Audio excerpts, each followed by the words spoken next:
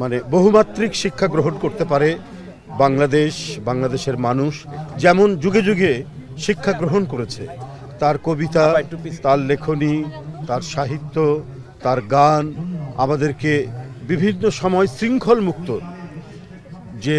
শৃঙ্খল মুক্ত হওয়ার জন্য আমাদেরকে যে প্রেরণা, আমাদেরকে যে তাগিদ দিয়েছে এবং লড়াইকে ত্বরান্বিত করার যে উৎসাহ জুগিয়েছে, এটা তুলনাহীন।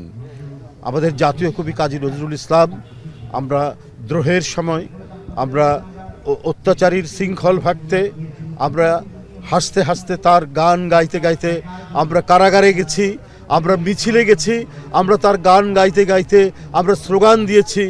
তাই আমাদের সকল সময়, আবার শান্তির সময় আমরা তার গানে উদ্বুদ্ধ হয়েছি। প্রেম, প্রকৃতি, ভালোবাসা, এমনকি আমাদের যে ধর্মীয় উৎসব, প্রত্যেকটি ক্ষেত্রে মানে আমাদের জাতীয় জীবন, ব্যক্তিগত জীবনের প্রতিটি পরতে পরতে কাজী নজরুল জাতীয় কবি আমাদেরকে উদ্বুদ্ধ করেন, আমাদেরকে আনন্দিত করেন, আমাদেরকে অঙ্গীকারবদ্ধ করেন।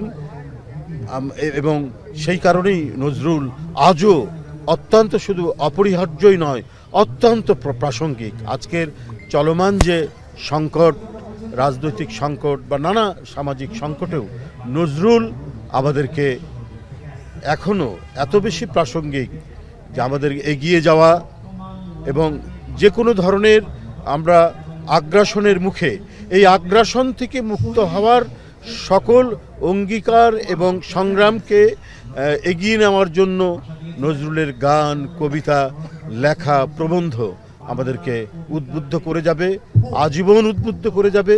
পৃথিবীতে যতদিন অন্যায় অবিচার থাকবে ততদিন নজরুল অত্যন্ত প্রাসঙ্গিক। শুধু তাই নয়, পৃথিবীকে ভালোবাসাময় করতে গেলে নজরুল আরও বেশি প্রাসঙ্গিক। আমি আপনাদের সামনে শুধু এটুকুই বলতে চাই যে প্রত্যাশা নিয়ে, যে আকাঙ্ক্ষা নিয়ে জুলাই আগস্টের যে মহাবিপ্লব এবং তার আগের 15 বছরের যে রক্তঝরা আন্দোলন, এই আন্দোলনের প্রতিটি মুহূর্তেই তো নজরুল আমাদেরকে উদ্বুদ্ধ করেছেন। নজরুল আমাদের শত আঘাতের মধ্যেও আমরা বেঁচে থাকার প্রেরণা পেয়েছি নজরুলের কাছ থেকে। তাই আমরা বলবো যে আজকে কেউ কেউ বলছেন, সাবেক একজন উপদেষ্টা বলেছেন দুজন উপদেষ্টার ব্যাপারে যে এইটা তাদের কি পদত্যাগ চাওয়াটা ঠিক নয়। কিন্তু আমি যদি বলি যে অন্তর্বর্তীকালীন সরকার, এটা তো একটি তার যে বৈশিষ্ট্যটা হবে তো নিরপেক্ষ সরকার।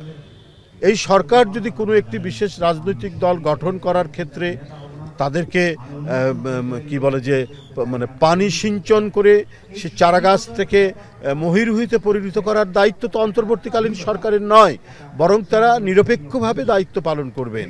তো সেই ক্ষেত্রে যদি কোনো উপদেষ্টা তিনি যদি এসপিকে টেলিফোন করে বলেন যে ওখানে বিএনপির লোকজন যারা আছে তাদেরকে গ্রেপ্তার করবেন, ওরা যেন কোনো অ্যাক্টিভিটিস করতে না পারে এবং অন্যান্য কার্যক্রম করতে না পারে, তো তখন তার বিরুদ্ধে পদত্যাগের দাবি উঠবে না?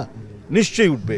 এবং চলমান সংকট ঘনীভূত করার জন্য আমরা শুনেছি এই সমস্ত উপদেষ্টারা তারা ভূমিকা পালন করছেন, নানাভাবেই ভূমিকা পালন করছেন।